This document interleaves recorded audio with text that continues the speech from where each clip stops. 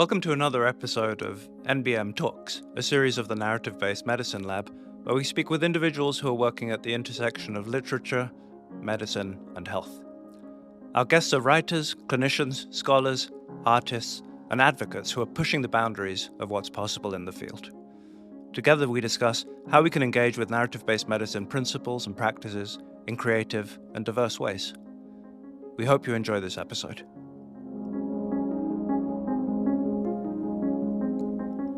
Welcome, everyone. I'm Sarah Kim, the Medical Education Health Humanities Theme Lead for Temerty Faculty of Medicine, and I have here with me today Dr. Ryan Giroux. Ryan Giroux is a general pediatrician at St. Michael's Hospital and the Inner City Health Associates. He works primarily with urban Indigenous children and families, along with refugee and newcomers across Toronto and Scarborough. He's Métis from the Métis Nation of Alberta, as well as mixed settler heritage, and grew up on Treaty 6 and 8 territory in his hometown of Athabasca, Alberta. He is an Indigenous educator at the Royal College of Physicians and Surgeons of Canada, the Temerty Faculty of Medicine's Postgraduate Medical Education and Indigenous Health Lead, and the co-chair of the Canadian Paediatric Society's First Nation, Inuit, and Métis Health Committee, and a board member of the Indigenous Physicians Association of Canada. So welcome, Ryan. It's great to have you here. Thanks for having me. Very excited. I think a great place to start is for listeners to hear more about your work as the postgraduate theme lead for Indigenous health. Of course. I'm happy to talk a little bit more about that. It's a role that I've been in for a few years now, and I'm sure it probably comes to no surprise that I focus a lot on Indigenous health within the postgraduate space, so residency and fellowship training. From there, there's many different aspects of what I do, and we can think about it from like a timeline approach, so transitioning into residency, during training, transitioning out of residency, and everything within that. I think we can also recognize that there's generally a small number of Indigenous medical students, residents, and physicians. And so part of my role is also to foster relationships between the various learners and physicians, as well as support staff throughout Temerty Faculty of Medicine. My role mostly, I would say, focuses on curriculum. At the moment, there are many different residency programs that are trying to incorporate various pieces of Indigenous health teaching within their curricula, whether that be basics of Indigenous health and Indigenous peoples all the way through to experiential learning, working in community, and things like that. So part of my role is to help figure out who needs help, who doesn't need help, and try to provide guidelines and guidance on how to incorporate these various pieces of curricula safely for both the learners and for the communities that they serve. A lot of other things that I do beyond curricula. So I work with various different residency programs as they try to figure out how to attract Indigenous learners and support them after they have matriculated into their residency or fellowship programs. I work with other theme leads like yourself and try to figure out where our paths cross and how we may be able to work together to create opportunities and to move the needle forward as it relates to not only Indigenous residents and fellows, but also our communities within the various spaces of medicine. Great. Thank you. I'm curious to know more about, and I'm sure our listeners are, of how you arrived in this leadership role, what I see as a leadership role as theme lead. Totally. I think many of our roles that we fall into aren't something that I applied for necessarily, but because there's so few of us doing this work, I think it really has to do with, the people who have mentored me and the folks who have told me that I'm the right person to take on this role. And so I know that you had Dr. Lisa Richardson on this podcast before, and Dr. Richardson has been a mentor of mine essentially since my first day of medical school. And she was the one who encouraged me to continue in academic medicine, and particularly in um, medical education, and encouraged me to take on this role. I remember I was in an airport and she called me, and I initially said, "Oh, I don't know. I'm pretty busy and I'm worried about my first year of practice," because I took on this role just at the end of my first year of practice. And she said, "Ryan, I think this is something that you'd be really good at, and I would really appreciate you taking on this role, and I really want you to think about it." And I don't know, if someone that you've known for almost a decade at that point who's been mentoring you kind of says to do something, I wouldn't say begrudgingly, but cautiously, I took the role, and it's been a really excellent way of me to not only learn for myself, but also provide for the Temerty Faculty of Medicine, and hopefully our residents and learners and staff as well. And it is, it's really interesting to hear that you took it on in your first year of practice, which is a very overwhelming time. I think all of our colleagues can relate to that, and even not just in the medical profession. But what would you say has influenced some of the directions that you have wanted to take the things that you're trying to integrate into curriculum and to also into faculty development here? Definitely. Yeah, it was a quite an interesting experience trying to think of myself as a leader so early in my career. But to answer your question, when the things that kind of led me to do the various pieces that I do in this role, I think there's a few different pieces. So one, there's my own personal experience. I was a resident here at the University of Toronto in Paediatrics. So I have my own experiences of how I felt in residency. I was the only Indigenous resident in my program and one of very few within our postgraduate programs. And for the most part, I felt that my residency training was excellent, but I felt that there was something missing. And I really wanted to be able to make sure that residents after me, whether they be Indigenous or non-Indigenous, that they have the space to be able to learn about our community and how to serve our communities better. So that my personal experience led me to want to take on this role and hopefully move that needle forward. The second thing, this kind of starts to relate a little bit to the humanities, is stories. So I'm well connected with many now staff physicians, residents, learners from not only the Greater Toronto area, but throughout the country. And we all talk. We all talk and tell our stories about the things that we've experienced, the good things and the bad. And when I listen to those stories, they're a form of knowledge that I feel a responsibility to have to do something with, right? So if I'm seeing something positive and good, what I want to do with permission is to be able to share that with other people.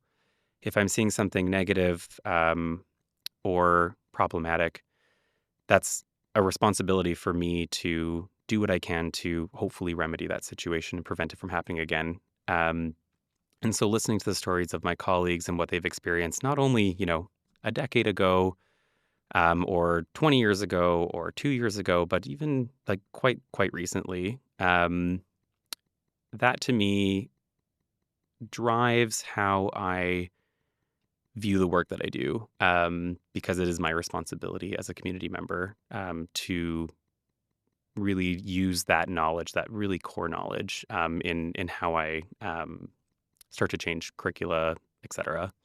The last piece is my role at the Royal College. So I do mostly work in accreditation, and my main role is to try to figure out the different pieces that need to exist for Indigenous learners, residents, faculty, staff, to be able to provide a positive learning environment for Indigenous learners, but also to be able to have that translate into better health outcomes, more safe situations for our community members. And so the work that I've done at the Royal College has really dovetailed in my understanding of how we may be able to do that within the University of Toronto.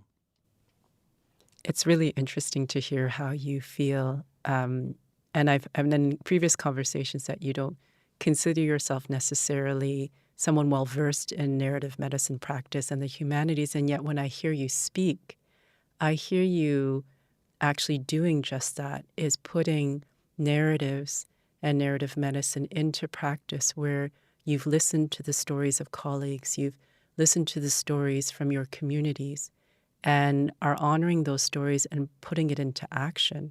So it's it speaks to how much you have actually thought about the importance of listening and of really hearing and being with, and what that does to speak to you as an individual in a position where you have a chance to actually influence the broader narrative.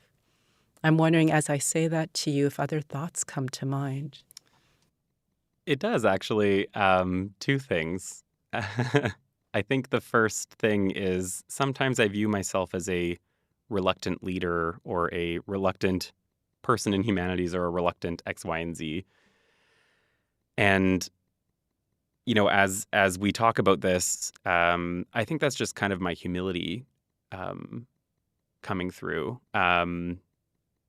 And I honor that humility because it helps me to remain grounded and just present myself as who I am, and not necessarily as an expert in something or a person who can be relied on for this. But in actuality, I think that's sometimes the case. There are those times where I'm an expert in something, pediatrics being one of them, for example. So I think that humility is really, really coming through. And as a reluctant humanities person, maybe that's a way that I need to start rethinking how I view myself. So this reflective practice, I think, is really quite nice in this studio. I would say the other thing that comes to mind is really kind of how I got here. A little more to my story is that I came from a rural town in northern Alberta called Athabasca. It's about 2,500 people. There wasn't many folks who were able to give me a sense of what I could do with my life, my career. Most of the time, the educated people that we would interface with were often our teachers in school. And I was fortunate to have some really excellent high school teachers who pushed me towards science. I also came from a family where I'm in kind of the first generation of my family to go to obtain a university degree. And so I didn't have the cultural capital of understanding how to actually do university and how to be successful in it and what kind of steps I would need to take in order to achieve another, an MD degree or a master's degree or whatever it would have been. So I didn't have those sorts of things going into my undergraduate degree. That's a fun word. I entered into the University of Alberta in a Bachelor of Science program in biology. And throughout the first year, I didn't do as well as I'd hoped because I was still trying to figure out how to actually do university. I didn't do super poorly, but it certainly wasn't where I was used to, which was being at the top of my class in rural Alberta. And I saw all the folks around me who'd been able to easily integrate into university because they have parents who perhaps had done degrees before. They'd had the ability to do IB or advanced placement classes that just weren't available to me. So in that year was a pretty big transition point for me, and I took an introductory class in anthropology, and I ended up really liking it. Despite the professor being interesting, but I really liked the content, and I just decided to jump into an arts degree. So I switched from Bachelor of Science to a Bachelor of Arts, majoring in anthropology, and kept a minor in biology. And that's what I ended up graduating with at the end of my undergraduate degree. And I think that was a really crucial point in me understanding how humanities and the arts are an integral part of understanding medicine. So it's been a learning journey for me. I would say an anthropology degree takes a very white gaze on people and takes a very othering perspective. And I don't know how much I questioned that during my undergraduate degree, particularly at the beginning, as I was trying to figure out my own privilege and whiteness from my mom's side of the family, but also understanding my Métis heritage on my dad's side of the family. And so I continued within that space. And I think really it was when I entered into medical school that things really crystallized for me. I'd had the experience of having a liberal arts education that included philosophy, that included languages, that included drama, right? All of these different things that gave me different perspectives that I then brought with me to beginning medical school. And I realized that I thought a little bit differently than many of my classmates at the beginning. People would always say, oh, I just want to learn more about X, Y, and Z, usually something like the kidney or the heart, and really wanted to understand pathophysiology. And while I liked that, I also really enjoyed where I was learning about social determinants of health. I thought that was where the intersection of what I had learned in my undergraduate degree, my liberal arts degree, really allowed me to shine.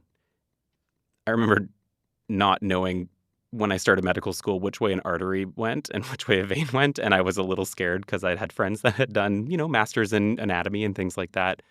But I started to realize over time that strength of understanding humanities and arts within the medical context was actually a huge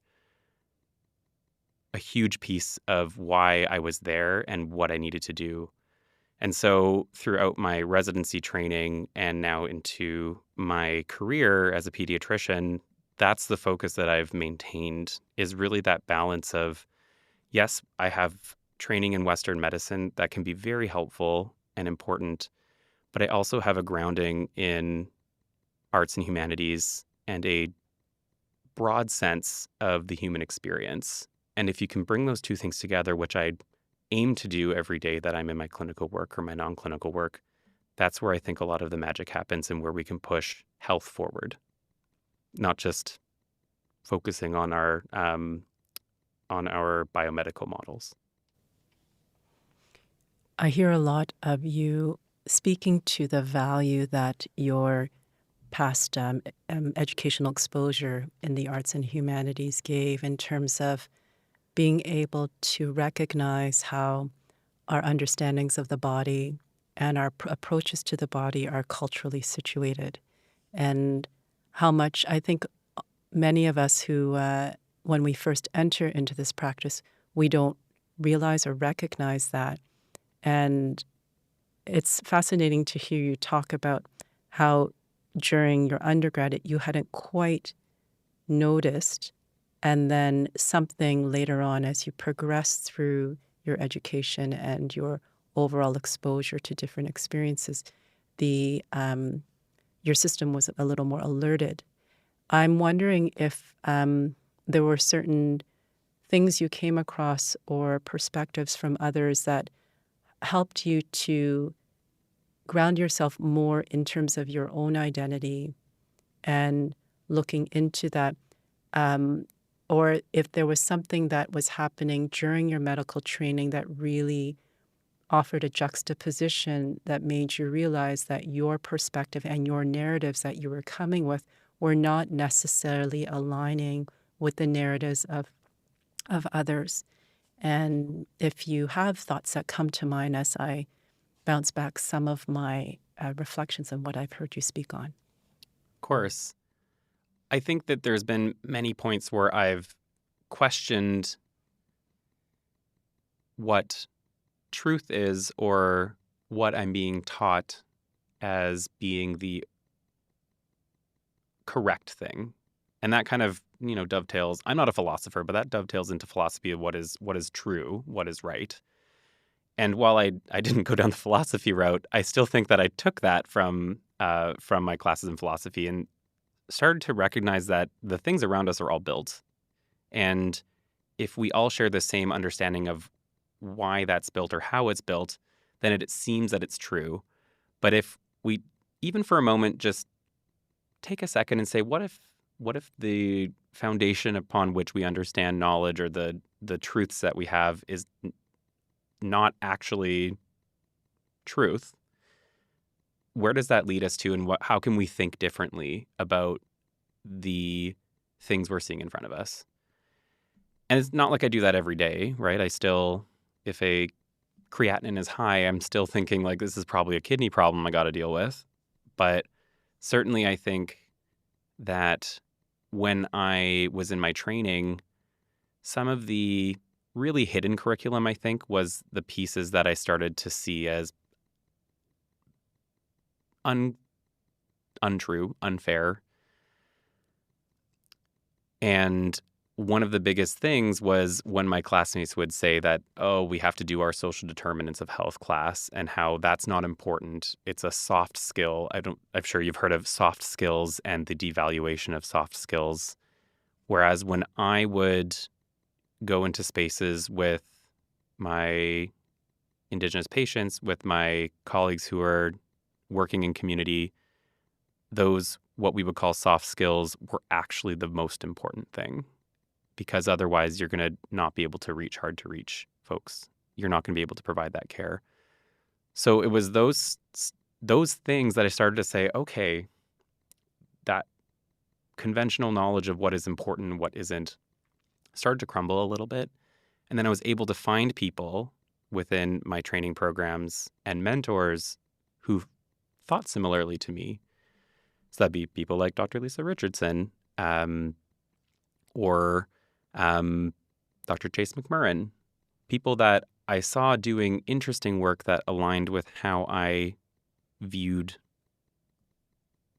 arts and medicine, and not necessarily completely flipping it, but being able to hold both of those things.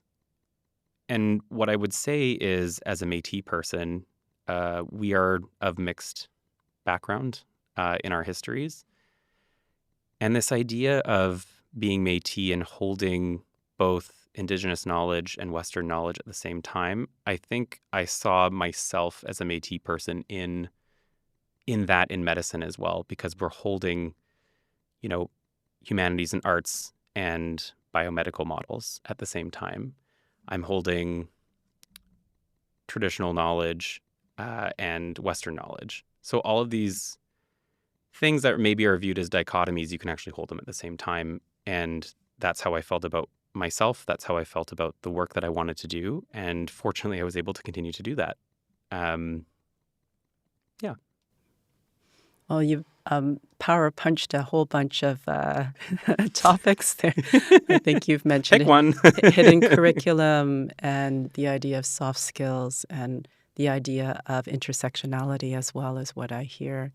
I also share your disagreement around the term soft skills, feeling like these were core skills if we are truly committing to a practice of medicine that is founded in relationality and cultural competence, not even cultural competence, where we co-construct an approach that honors when we say, this is about inclusion and equity and diversity and just upholding human dignity. It's very interesting to hear you speak to all of those themes, and also the struggle that you encountered as a learner early on, and where you're arriving now in terms of the kinds of things that you're trying to integrate through your theme lead role, and having colleagues understand that this isn't, why this is actually fundamental in terms of a process of revision and transforming our systems to one that actually is founded in an idea of compassion and humility, which was also another theme you brought up. I'm wondering a bit more if you wanted to speak on any of those themes as I've named them off, the hidden curriculum, soft skills, humility, cultural humility, transforming what future practice can be, and co-constructing that with the stories and narratives of colleagues, patients, and those who, our system has harmed in real ways. Definitely. Something that comes to mind is how the opportunity to be able to reflect in a significant way is not always afforded to our medical education system. I recognize that there's a huge amount of information that we need to try to cram in to ensure that our medical care is safe. So it's always about how do we keep adding in things to an already stuffed curriculum. But I do think that there is a huge amount of importance on being able to reflect in a safe way about the experiences that we've had. And I see that in the curriculum. One of the things that I've been able to take on over the past couple of years was started by Dr. Shazeen Suleiman, who is a fellow pediatrician. Now, she's in Stanford, but that's okay. We co-founded the Compass Clinic, which was formerly the Newcomer to Canada Clinic at St. Michael's Hospital in our Department of Paediatrics. And one thing that she did is she really recognized this as a important piece of medical training and created a elective for medical students to be able to partake that really focuses on so many different things at the same time. So it focuses on understanding social determinants of health in a clinical context. It focuses on how shifts in policy or how policy interacts with the health outcomes of those patients.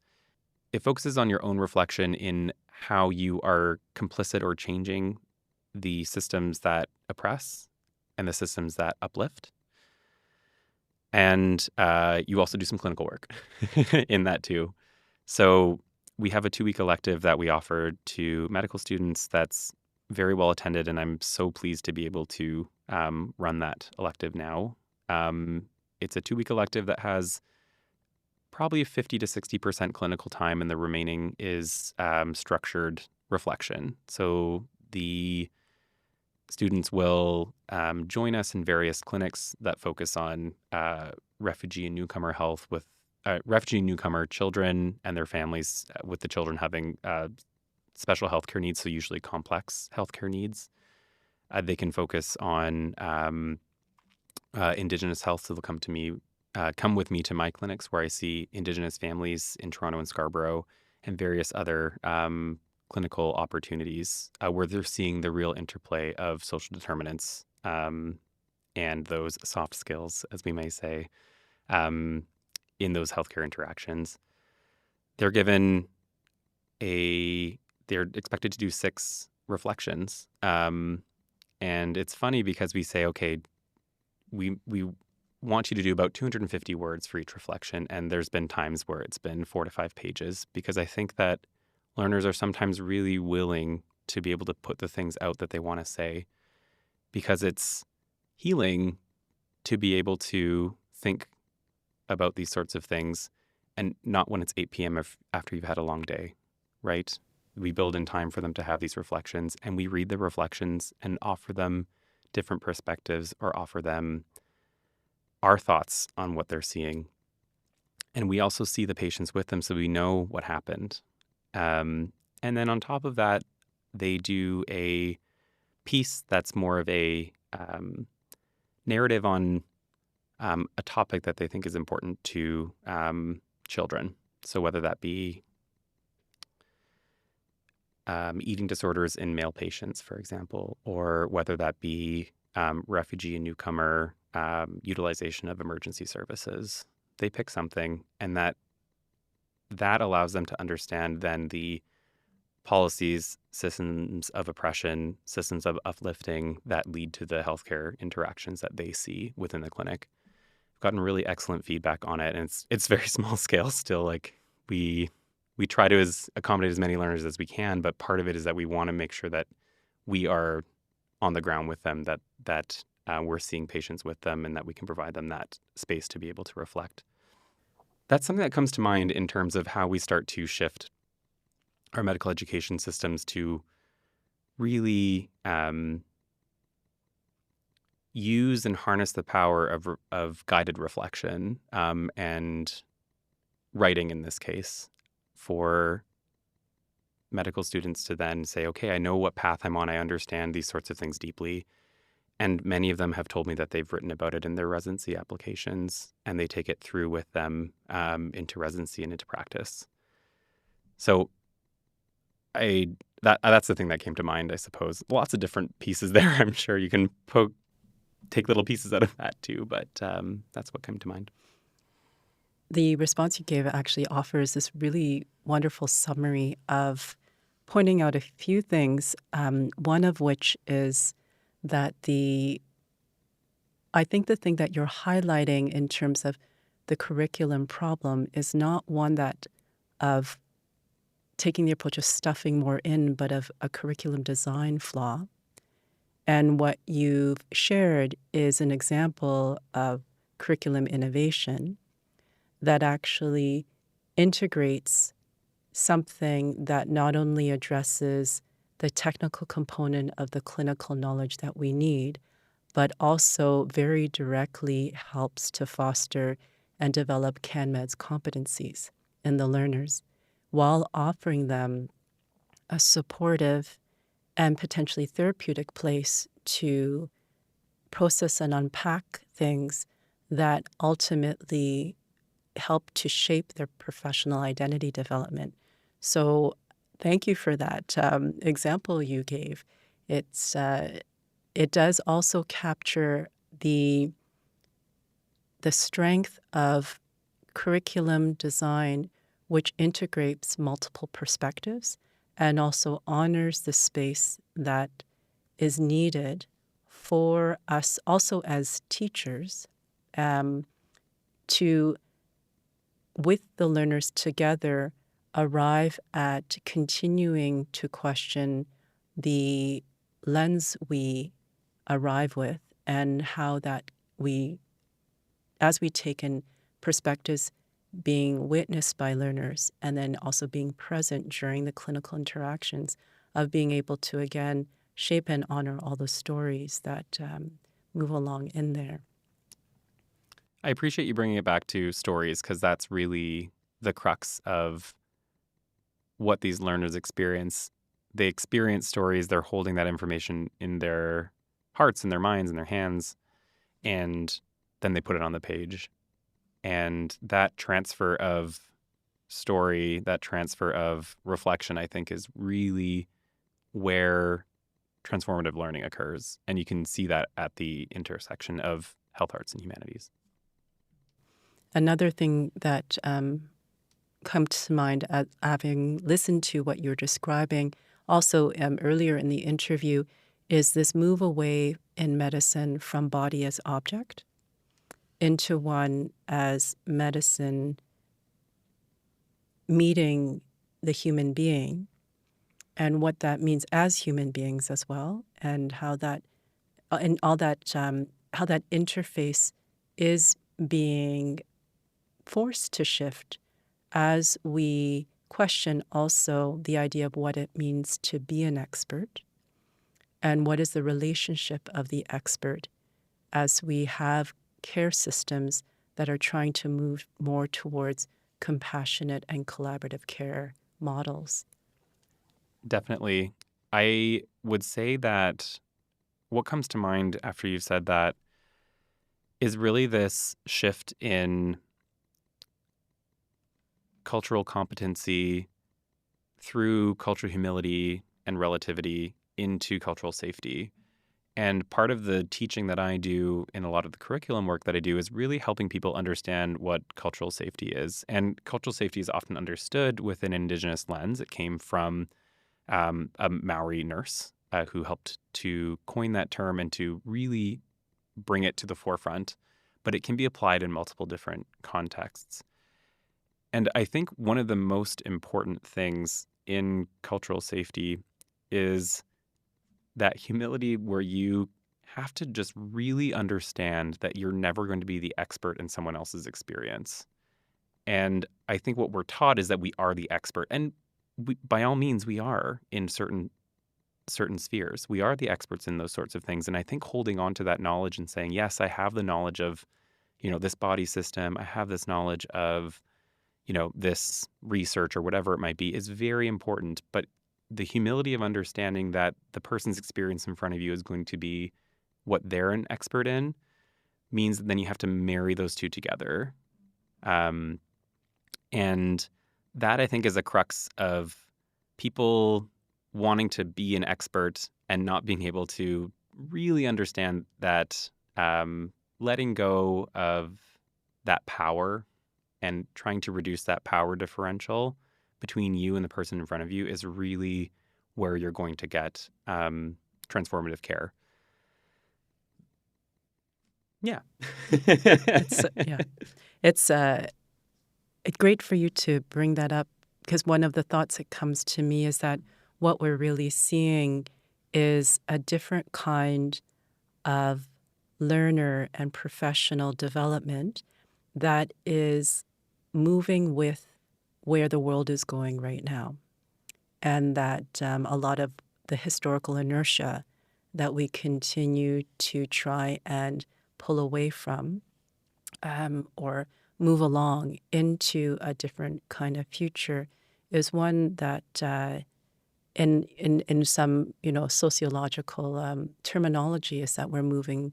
It's seen as medicine moving away from a place of colonial ideals of control and domination to one that's more rooted in care, compassion, and collaboration, where there's more of a democratic kind of approach to it.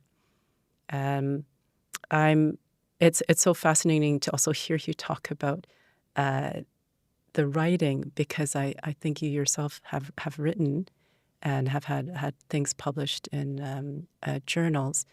And also, you mentioned that you're not quite a reader, but you clearly have done quite a bit of reading. And I'm curious, along that way, if there have been various works that have left an impression on you and helped to shape your perspectives. Of course. And I am not a reader by, I think, a reader's standpoint. I will be the first to admit that when I go on vacation, I'll bring 2 or 3 books, and sometimes they stay in my backpack. And not to say that I don't understand the beauty of reading or that I don't appreciate it, because I do read, and I've read some really excellent works. But I think I see beauty in words. I see beauty in visual spaces, right? Whether that's art. And for me, really, I see beauty in nature. It's something that I really appreciate. I see beauty in music. I don't go into my playlists and say, I want to have a profound experience today. It just happens when it happens. And that's the magic of it. And some days I'm doom scrolling a little bit, and the magic doesn't happen, and I'm fine either way. So to all of you reluctant humanities folks out there, it is in there somewhere. And I think reflecting with you over the past, however many minutes it is, 20, 30 minutes, has really helped me to recognize that there is more humanities in my life than I perhaps had thought 20 or 30 minutes ago. In terms of some of the pieces that have really impacted me, I would say visual arts-wise, Christy Belcourt, a celebrated Métis artist, has a number of different works that I think have really broadened my perspective and helped me feel proud of our people and the artistry of our people. Another facet of my identity is that I'm a member of the LGBTQ community, and an artist that I really love is Kent Monkman, who's Cree, and he's also queer, and a lot of his art is very interesting and melds a lot of the things that I feel in terms of my Métis heritage and my membership of the queer community.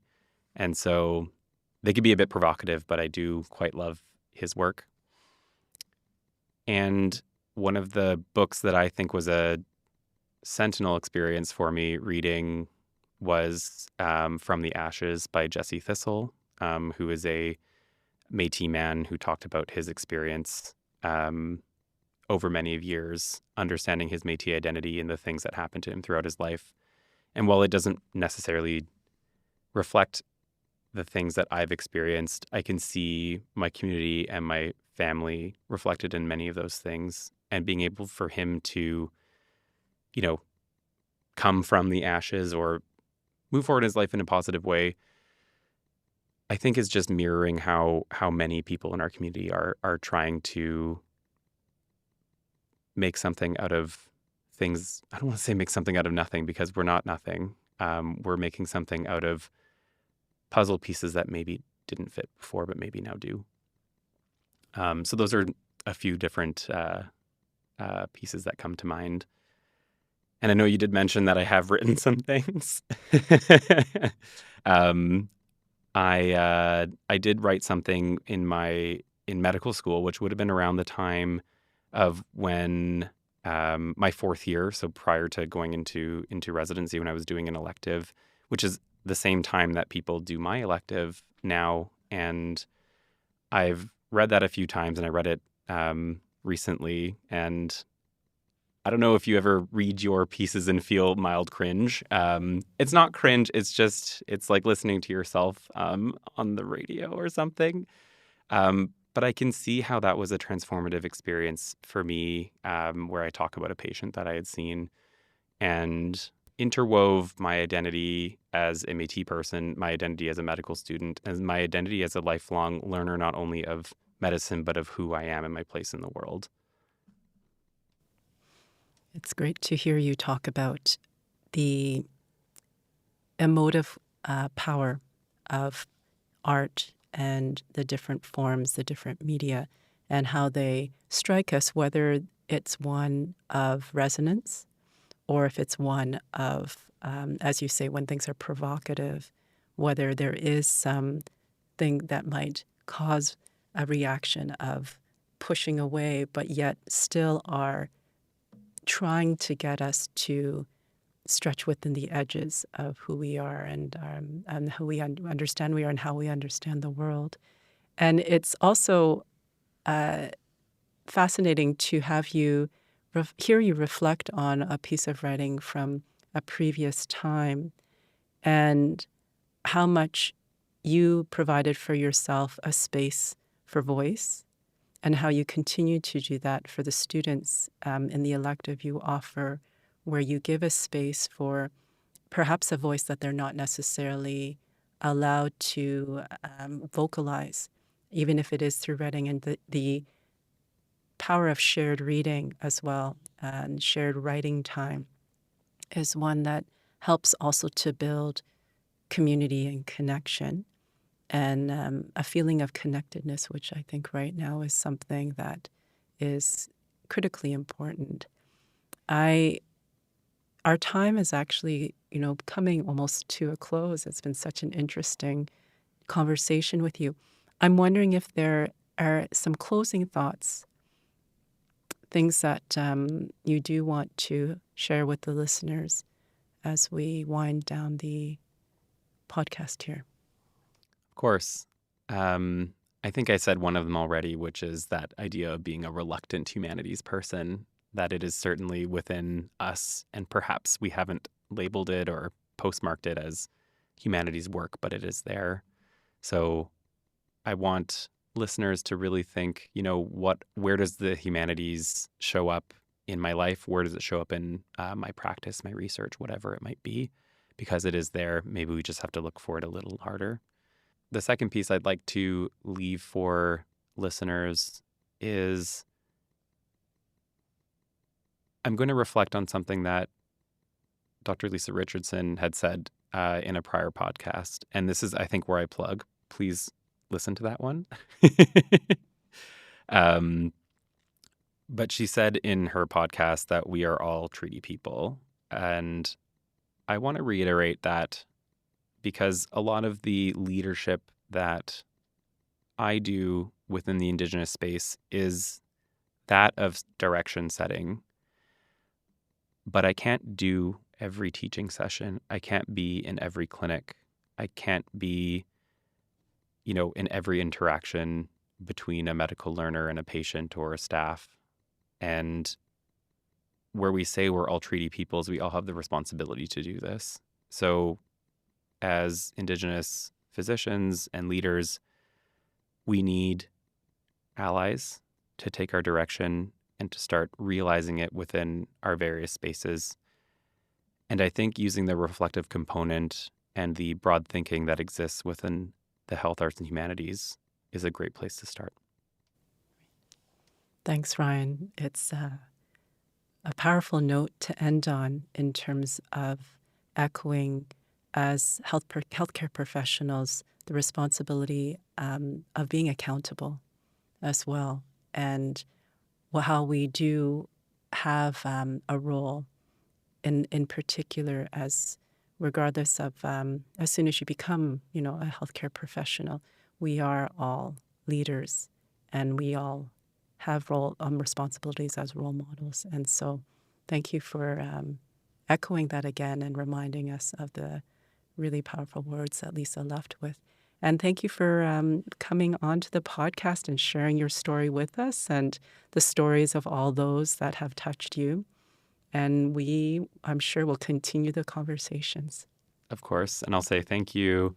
And I'll say Marcy and Kinanaskomitin, two different ways of saying thank you in Michif.